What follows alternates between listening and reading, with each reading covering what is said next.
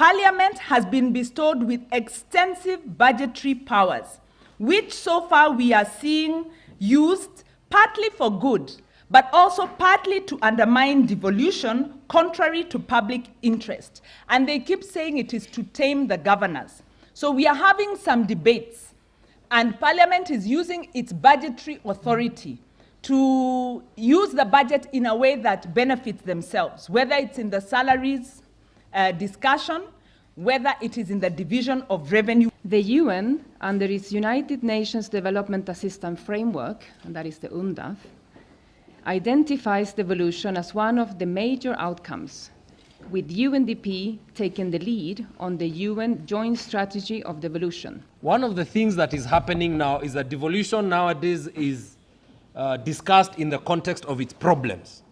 I don't know whether you've noticed that most of the times when we meet, it is to discuss the challenges of devolution. Now, we need to be aware that there are enough devolution skeptics without us joining those devolution skeptics. And unfortunately, whereas we might mean well, as we raise the issues of challenges, it gives a philosophical foundation for those who would attack devolution to also say we have a problem which needs to be solved. As if the entire country is going very well, but there's a devolution corner there, which is a problem which we need to solve. The government of Kenya pays about 1.5 billion shillings per day for wages. That may be big or not, but I think it is an issue that is worthy of discussion. So that's the first thing. The second thing is that even if you compare Kenya to our region, which is basically Kenya, Uganda, and comparable countries within our region, our wage bill, as a ratio of all resources that government have, is still the highest. The process of revenue sharing is really supposed to be a deliberative process where we talk about what matters to us using information. It is not supposed to be non-technical, so we have information about what government does and how much it costs. That information is supposed to be provided to us. But then we want to make decisions about what we want, what Kenyans want government to do more of, what they want it to do less of. And then the information that we generate from this process about finance and functions, and I think Shiru's touched on this as well in her remarks, at the national level, when we make those decisions about how to divide revenue, they are also meant to inform the discussions that we have at county level, because now we have understood what it costs to deliver services and what functions that our county governments are responsible for, so that we can actually hold them to account for delivering those services. There's a county that we visited and we found one of the revenue collectors who was fairly senior was a cleaner. But because they had a slot, for lack of a better word, she was given a promotion. So do we really expect such a person to know anything about the financial thinking behind revenue collection? No. So we need to identify the people and the capacity gaps and totally enhance that.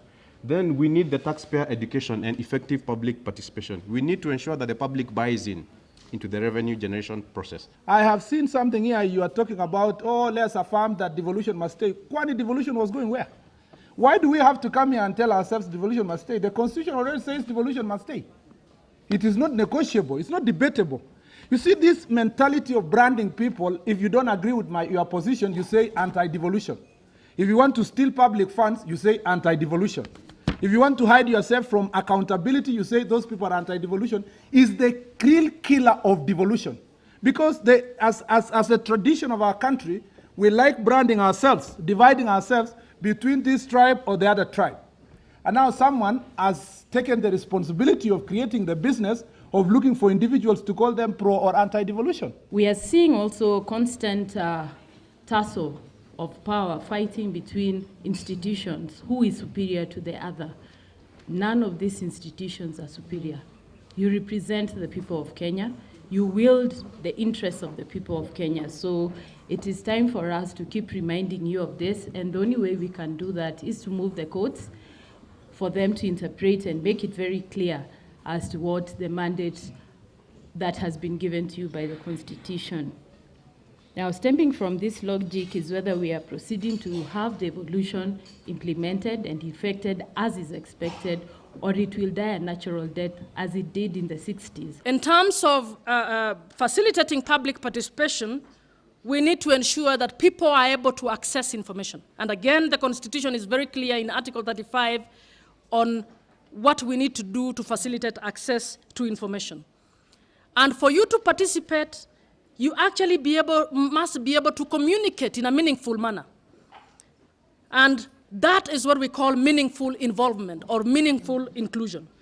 So if you are not able to speak English or Kiswahili, how would you participate in a forum in your ward about prioritization of the development agenda in that ward? We need to come up with mechanisms that will enable that person who does not speak English or Kiswahili to also participate in that forum. There are direct benefits that accrue to public servants who do not do public participation work. The first is they get to dominate, they get to remain secretive about budgets, and they get to essentially not be accountable to the broad public. And this is the reality that stops them from actually implementing something that is now mandated by law.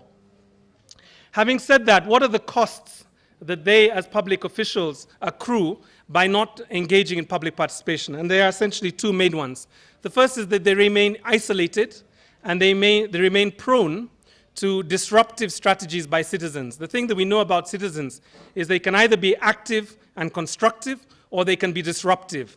And if we look across the counties, one of the major dangers facing devolution is the capacity of citizens to disrupt, either through legal means, through public interest litigation, or through demonstrations, strikes, and outright public action. How can we avoid this issue of even ethnicity, whereby you see someone's name and you're like, I know exactly how they're thinking. I know what they're going to say when they speak. How do we make sure that we're able to effectively engage with a lot of different governance structures without killing each other, without seeing that it's a win-lose? I can only thrive if this other organization is on the floor bleeding. How can we ensure that we effectively engage to a point whereby Kenyans can say, yes, civil society speak on our behalf, as opposed to us speaking for ourselves?